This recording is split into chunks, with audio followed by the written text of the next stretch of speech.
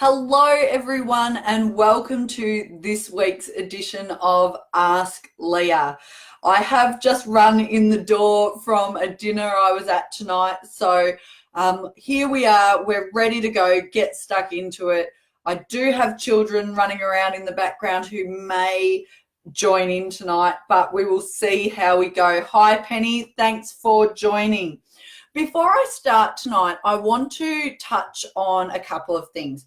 First off, I want to start by saying the most massive, huge shout out to our amazing firefighters, both CFA volunteers, paid CFA, and our amazing forest fire management crews for DELP.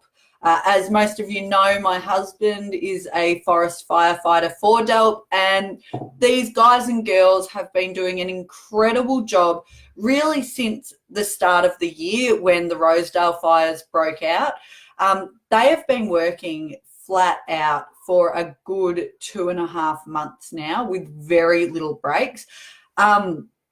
I'm not going to get into some of the criticisms that were in the media, except to say that as the wife of a firefighter, these guys and girls are going out there, putting their lives on the line, doing huge hours away from their family and loved ones in really difficult terrain, in really difficult times. And they do it because they love it and they want to serve the community, and they want nothing more to be in there helping people protect their homes and their assets, but lives must come first. And just huge shout out. We're so grateful for all the work that our forest and firefighters and CFA crews are doing. So thank you. The community is behind you. The other thing I wanted to touch on, and hi, Michelle, after last week I got very excited because the night before I had finished recording my audiobook, and you'll see my trusty microphone is still here, and it's lucky it's still here because, and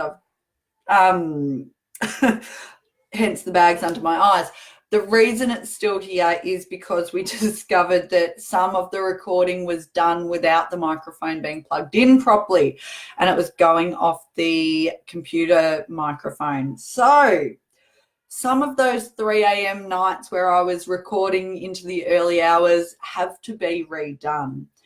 And I wanted to share this with you because I had a chat with my producer yesterday where he had discovered this error, and he is an amazing guy, incredible professional, and he was devastated for me, and he was so upset and apologetic that this error had happened.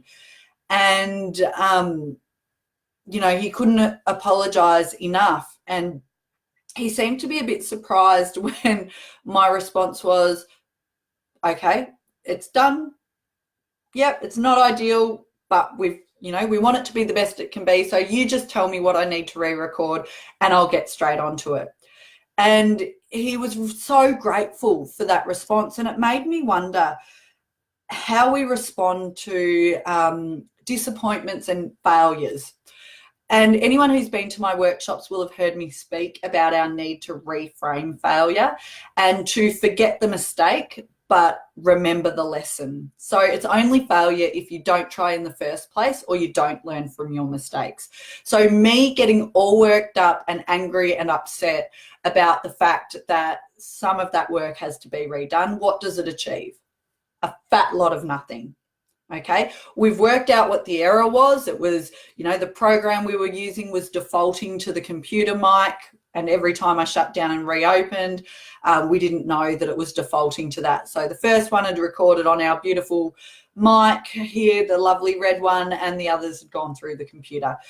It was an error. It was no one's fault. It just did it. And me cracking the poos and blaming someone isn't going to change the fact that I need to re-record. So I'm not dwelling on that at all. Yes, I'm bloody tired and it's disappointing, but I just have a job to do and now I'm going to do it. We've learnt from it and we move forward. And I really encourage you to think about how you respond to failures or setbacks in your life, because so often we beat ourselves up or we, bang on about it for days and weeks, and it doesn't achieve anything except make us feel awful. So remember the Forget the mistake, remember the lesson. Okay, let's get into it. Questions tonight. Hi, Sally. Hi, Hannah. The question tonight came through via private message through the week, and it has to do with personal relationships and communication. So it's great to be talking about this, to be honest, because I do work in both spaces. I work with businesses around communication, but a lot of the people who come to my public workshops come for personal reasons. And even those in a business or corporate setting that I train, there's always lessons that they take home in their personal lives as well. So the question came through about how do you respond to your partner when they think that you're a bit of a crap communicator, but you think they are, and they seem to be someone who always thinks they're right, and they get quite defensive, and they don't have a problem, you've got the problem. So you've got this real mismatch of communication. This happens frequently, okay? And it's often the feedback I hear from people in my training. Look, in my relationship as well, my husband and I, we are chalk and cheese. We have very different communication styles. And so the advice I give you tonight is, as always, some things to consider that may help you at home. So here we go. Personal relationships, communication, one of the most important things to the success of any personal relationship. How can we do it better? To start with, we have to take personal responsibility for our communication. And I know it's so, I'm not saying that there's not an issue with the other person at all. However, our starting point always has to be from the inside out. And we always have to realize that if there is a communication issue in any relationship, personal or business, that we are part of the problem, even if we don't think we are. We are part of the problem. And the analogy I like to use is when you're in a traffic jam. In the city, you're heading down. Are you the person who is slamming the steering wheel, swearing at the damn traffic all around you, as if the traffic's separate to you? Or you might be frustrated, but do you realize that actually someone in another car is probably doing the same about you? Because you're not separate from the traffic when you're in a traffic jam. You are the traffic. You are part of the problem as well, okay? And the same goes in our communication. So the starting point always has to be with you. Why? Because you've got to control your controllables. You have to start from the inside out and take responsibility for your communication. So forget about how anyone else is behaving. Of course, we'll get to that. It does, we do have to take that into account. But as a starting point, forget other people. This is about you. Take personal responsibility for how you communicate. Make a choice about who you want to be. Okay, who are you? What's your character? How do you communicate? Are you that person that gets bitter and resentful and angry? And you might be. But if you are, how do you want to communicate? So ask yourself, it's a big question, but I challenge you all to ask yourself that question. How do I communicate? And how do I want to communicate? And if there's a difference between the two, and I pretty much guarantee there is, then you've got some work to do yourself. I can tell you now, there's a difference for me. I'm a communication specialist, and when I ask myself that question, how do I communicate? How do I want to communicate? There is a gap, particularly in my home life, okay? No one frustrates you like your kids do. So we start with us and take personal responsibility. Make that choice about how you want to behave. Understand that you can't control them. So I get that your partner might be frustrating the hell out of you, but you can't control them. You can control you and how you respond to them. And this is all about modeling the behavior you want. Quite often, this happens in workplaces as well as personal relationships. We get really pissed off that the other person doesn't listen to us and doesn't take feedback. We get really angry about this. But then they try to give us feedback. And we get really defensive and shut it down and turn off. And then we wonder why they can't take feedback. So it really is about modeling the behavior you want to see in the other person. Because if they feel safe, if they can see that you're willing to listen to them and you're willing to take on board feedback, they're more likely to do it too. But you haven't got a chance in hell if you're expecting them to behave in a way that you're not doing yourself. You have to lead by example, okay? Don't ask anything of anyone else, even if it's your partner, that you wouldn't do yourself. So we're modeling good behavior, understanding that we can't control them. We want to listen to understand, not to respond. Okay, and I've got a child about to come in by the sounds of it. We want to listen to understand. Yep, here we go. Not to respond. So, yes, Lucas. Introducing my son, Lucas. There's a bird in the chook place. There's a bird in the chook pen. Okay. I will get it out afterwards. I'll see you later. Bye. Bye. Okay. Listen to understand, not to respond. So what is that about? Listening to understand means when someone's talking, half our brain listens, the other half is formulating a response, usually. You know, in our head, we're thinking when they shut up, this is how I'm going to respond. This is what I'm going to say. It takes real effort to pull back from that and get curious. If your partner is telling you that they feel that you never listen to them, you might really disagree, but you've got to get curious. Why do they think that way? Where are they coming from? Again, it's about modeling that behavior. It also, though, gives you grounds to come back and have a conversation with them because you get the information you need from them to respond with a full response. Okay, the next one, really consider their communication style. Like I said at the start, a lot of couples have very different communication styles. One person might be the talker who likes to talk things out. The other person might be someone who likes to think about things and have some time to process before they have a conversation. Someone else might not want to have a conversation at all. And often this is how they were raised. Maybe there was a lot of screaming in their house when they were raised. So they think, well, I'm not going to have a conversation because I'll just get shut down and yelled at. So you need to understand their communication style and what connects with them. And as Sally has said in the comments there, play fair. It really is easy to go below the line in personal relationships. And for those of you, when you get my book, as hopefully some of you will, I do explain the above and below the line concept in that. Below the line means you respond really emotionally without thought or consideration when you communicate. And it is because our emotions are heightened in our personal relationships. We can hold it together at work and then our guard drops at home. So unfortunately, often our partners get the worst of us in terms of our communication. Hopefully they get the best as well, but a lot of the time they do get that unfiltered emotion. And of course you want to be authentic with your partner. It's not about putting on an act, but it is about giving them the same consideration and thinking, well, what's going to connect with them? How can I come at this conversation in a way that's going to engage them?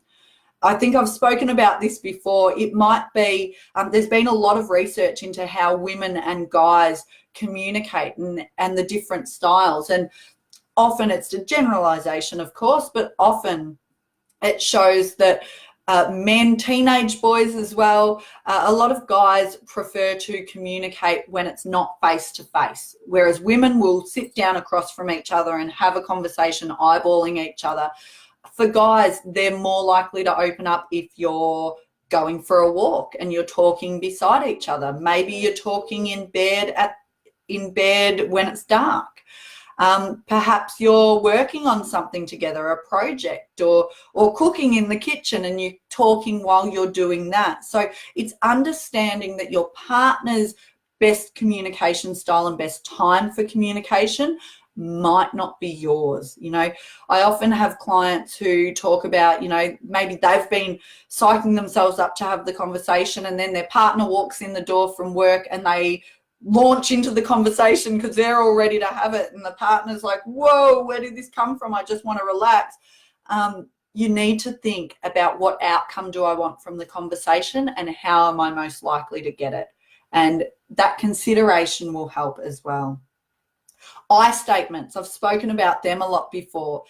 Use I statements to fight fair, to present what you want to say as your perception. So if your partner's getting stuck into you about something or saying, you never listen to me, you know, yada, yada, yada, calm, be curious, and then use I statements and that empathy. Yep, I can see you're upset. I get that. However, from my point of view, this is what I think. And then when they say, well, that's just rubbish, that's a load of crap, that's not what it's like at all.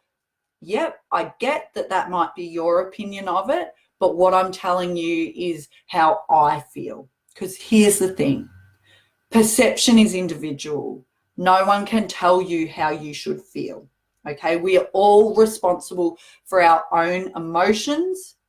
It's not on anyone else. People can't make you feel these different ways. You take responsibility, okay, for how you respond and how you let something impact you as well, okay? You take responsibility. That doesn't mean you're a doormat. You absolutely stand up when you need to, but you do it in a way that is assertive, which means you stand up for yourself in a respectful manner.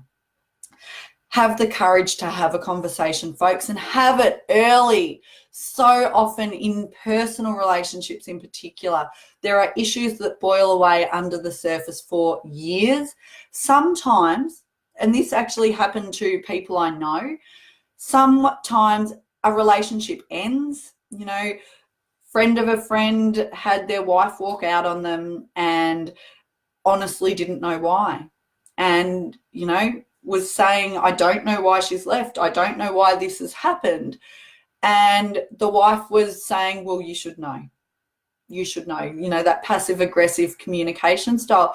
And it was this terrible situation that could have potentially been avoided with a conversation.